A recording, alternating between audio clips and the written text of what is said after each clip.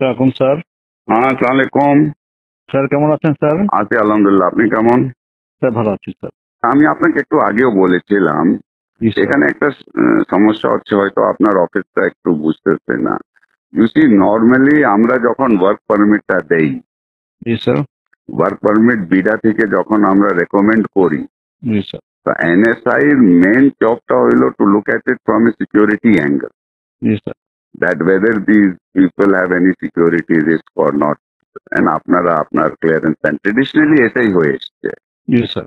আর আমরা করতেছি কি, আমাদের একটা লেড আউট পলিসি না থাকলেও জি স্যার। আমাদের থার্ড পার্টি যারা অনেক জায়গা হয় কি, স্পেশালি আপনার সফটওয়্যার কোম্পানিগুলিতে, জি স্যার। তারা এখানে কন্ট্রাক্ট, গভর্নমেন্টের কন্ট্রাক্ট, অন্য কন্ট্রাক্ট পায়, তারা কিন্তু as worker they bring in not direct work permit people হিসাবে, they bring in as contract worker. Sir sir. তো একটা কোম্পানি আপনার সাথে বোধহয় দেখা করেছিল, আমি আপনি টাইম দিলে she will meet you again. হ্যাঁ স্যার, আসছিল স্যার। হ্যাঁ, আসছিল স্যার। তো ওটা আবার আপনি বলেছিলেন আমরা রিভিউ করে পাঠাইতে, আমি হোম মিনিস্টারকে বলে আপনাদের কাছে রিভিউতে পাঠাই দিয়েছিলাম। জি স্যার। ওটা আপনারা আবার না করে দিতেন। জি স্যার। আপনারা করেছেন না অন দ্য গ্রাউন্ড দ্যাট বিডার কোনো পলিসি নাই এটার ব্যাপারে। তো ওটা তো আপনাদের দেখার ব্যাপার না, পলিসি আমার আছে কি না, that is not you see whether the security clearance আছে কিনা, whether they are security or not secure, ওটা তো আমার আমি হোম মিনিস্ট্রির সাথে বিডা বুঝবে। স্যার ঠিক আছে স্যার। এখন স্যার আমি দু একটা আসপেক্ট একটু আপনাকে বলি। হ্যাঁ, যেই লোকটা ভাড়া দেখাচ্ছে 30,000 টাকা বা সে 3 লাখ টাকার বাসায় থাকতেছে, so he is not paying tax because he is showing 30,000 টাকা হাউস রেন্ট।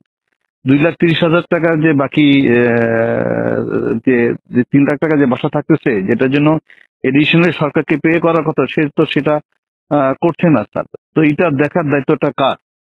যে লোক, হ্যাঁ স্যার, এখন যে লোকের বেতন হচ্ছে অরিজিনালি 10 লাখ টাকা, সে দেখাচ্ছে 2 লাখ টাকা, বাকি 8 লাখ টাকার উপর ট্যাক্স ফাঁকি দিচ্ছে।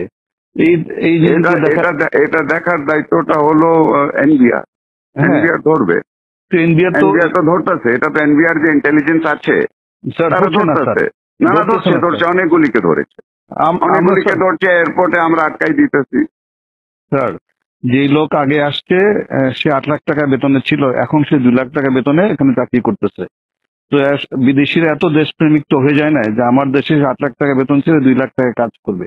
সুতরাং আমাদেরকে তো এগুলো যখন অবজেকশন দিয়েছি তখন সে তার বেতন আবার বাড়ায় 6 লাখ টাকা করেছে স্যার।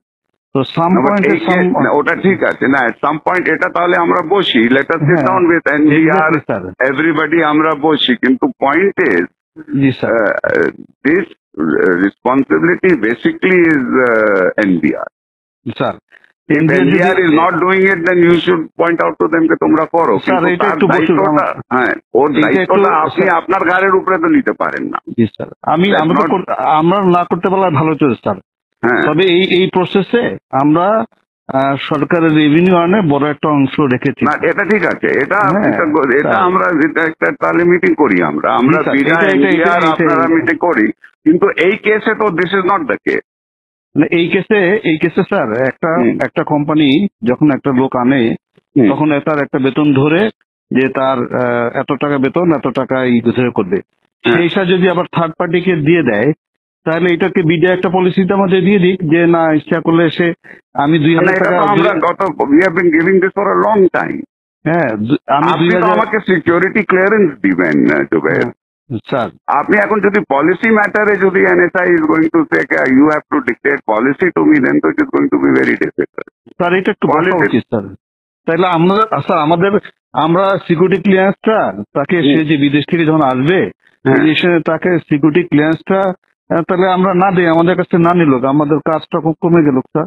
আমরা কাজ আপনার এখন যে হোয়াট ইজ ইয়োর টিওআর, আপনার থেকে যে সিকিউরিটি ক্লিয়ারেন্সের জন্য আসে, হ্যাঁ, এতদিন তো এটা তো অনেক দিন থেকে করে আসতেছে। হোয়াট ইজ ইয়োর আপনার টার্মস অফ রেফারেন্সটা কি?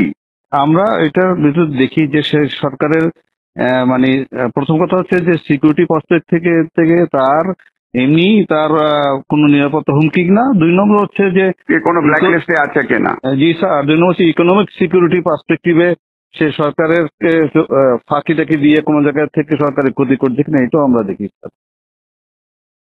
এখন আমরা যদি বলে সরকার যদি বলে না এটাও দেখার দরকার নেই, আমরা ক্লিয়ারেন্স করতেও রাজি নাই স্যার, আমাদের তো অনেক ইম্পর্টেন্ট কাজ আছে। কিন্তু যখন একটা লোক ফাঁকি দিয়ে যার বেতন 10 লাখ টাকা, সে 2 লাখ টাকা বেতন দেখায় বিদায়ের সাথে হাত মিলায়া সে যখন সরকারকে ফাঁকি দিচ্ছে, তখন কেউ না কেউ তো দায়িত্বটা নিতে হবে স্যার। না না, বাট এটা তো আপনার ঠিক আছে, আমি দেখি, আমি প্রিন্সিপাল সেক্রেটারির সাথে কথা বলি। জি স্যার, আমার যতদূর মনে হয় দিস ইজ নট, এতদিন তো ছিল না, এটা তো নতুন, আপনি ডিজি হয়ে এই প্রবলেমটা আমি 2009 সাল থেকে এই প্রতিষ্ঠানে আছি। I work as director external, এবং যারা এরকম ট্যাক্সের ফাঁকি দিচ্ছে এই বিষয়গুলো সবগুলো আমরা এইভাবে করে ধরেছি, এবং আমরা যখন অবজেকশন দিয়েছি ওরা আবার বেতন বাড়ায়, যেটা লিগাল যে পায়, যে বাড়ি ভাড়া যা 3 লাখ টাকা দিয়ে করতেছে সে তখন 3 লাখ টাকা বাড়ে ওটার উপর সরকারকে ট্যাক্স দিয়েছে স্যার। চিটাগাং পোর্ট দিয়ে স্যার হাজার হাজার গাড়ি আসে, ওগুলো আটকাই ওরা ট্যাক্স দেয়। So I am adding value tax to the government. Although এখন বলবেন যে না এটা তো রেসপন্সিবিলিটি না স্যার, এটা যদি সরকার বলে দেয় যে না এগুলো করার দরকার নেই, আমরা কিছু করবো না স্যার, আমাদের কাছে ক্লিয়ারেন্স না পাঠাইলেও তো হবে না স্যার। কিন্তু বিডা আমাদেরকে বলতে হবে যে তারা যদি জাস্টিফাই করে যে একটা লোক বিডা যদি কম্প্রোমাইজ না হয় আমাদের তো কোনো অসুবিধা নাই স্যার। আমাদেরকে একটু ক্লিয়ারলি বলে দিক স্যার যে একজনের জন্য নিয়ে এসে একজনকে দিতে পারবে, বা 2-3 হাত ঘুরে এসে লোক কাজ করতে পারবে, আমাদের কোনো অসুবিধা নাই স্যার। একটা মিটিং হলে ভালো হয় স্যার, আমাদের জন্য সুবিধা হয় স্যার। আমি দেখি, আমি একটা মিটিং এর ব্যবস্থা করি, আমি প্রিন্সিপাল সেক্রেটারির সাথে কথা বলি। এটা একটা we need to get a clear guidance on this. এবং আমি স্যার 2009-12 বছর এই পজিশনে চাকরি করতেছি, এবং এইভাবে আমরা কিন্তু ক্লিয়ারেন্স মানে যেগুলোতে কম হয় না আমি অবজেকশন দিয়ে আসতেছি কিন্তু। এবং এই এই এই এই প্রতিষ্ঠানটা একটু ম্যানিপুলেশন বেশি চেষ্টা করতেছে, এবং বাট আমরা এরকম কেস খুব রেয়ার পেয়েছি, যারা একজনের জন্য নিয়ে এসে, আমি নিয়ে আসলাম একজনকে বিদেশ থেকে, এসে আবার আর এক কোম্পানিকে দিলাম, এই কেস প্রথম আমরা পেয়েছি। বিডা আমাদেরকে বলে দিক যে এইটাতে কোনো অসুবিধা নাই, আমরা সদস্য দিয়ে দেবো, বিডাও ক্লিয়ারলি বলে না। আর আপনাকে একটু জানা যাচ্ছে BIDA is a compromise organization sir, মানে ন্যাশনাল ইন্টারেস্টে শুনেন, আপনার NBR is also compromised organization. Exactly sir, exactly. আপনার civil aviation is a compromised organization. আপনার সব থেকে বড় কম্প্রোমাইজড অর্গানাইজেশন ইজ দুদক। জি স্যার। আচ্ছা, আর আপনার অর্গানাইজেশনও কম্প্রোমাইজড আছে স্যার? এখানে তো আমার বাংলারই আছে স্যার। আপনারও কম্প্রোমাইজড আছে। আপনার লোক যখন নিচে যায় ক্লিয়ারেন্সের জন্য, ব্যাংকের যে ডাইরেক্টরের জন্য আপনার থেকে ক্লিয়ারেন্স নেয়, আপনি যে জুনিয়র অফিসারকে আপনার গ্রামে গঞ্জে পাঠান আমার সম্বন্ধে খোঁজ নিতে, সেও কম্প্রোমাইজ আছে ওখানে। বাংলাদেশে কোন জায়গা কম্প্রোমাইজ না? সবাই মিলে একটু ভালো করার চেষ্টা করতেছে, সেটা করেন, কিন্তু ডোন্ট সে দ্যাট কম্প্রোমাইজ আপনার অর্গানাইজেশনটাও is compromise. I can give you examples where your people have gone and to give a clearance certificate how much money they have charged. Sir এটা আছে স্যার, আমি অস্বীকার করছি না স্যার। তাহলে আপনি বলছেন বিডা ইজ কম্প্রোমাইজ, সবাই কম্প্রোমাইজ আছে। আর don't tell me BIDA is compromise, you are also compromise. Sir you want examples, I can give you example. Sir আমাদের পিওর থেকে এটা বের করতে দিলে আমরা উই আর হ্যাপি, আমরা ক্লিয়ারেন্স ঠিক আছে। আমি let me talk to principal secretary. I'll have a meeting to find out exactly where we are. এটা তো we have to understand. Okay. Yes, sir. Sir, thank you, sir. Thank you, sir.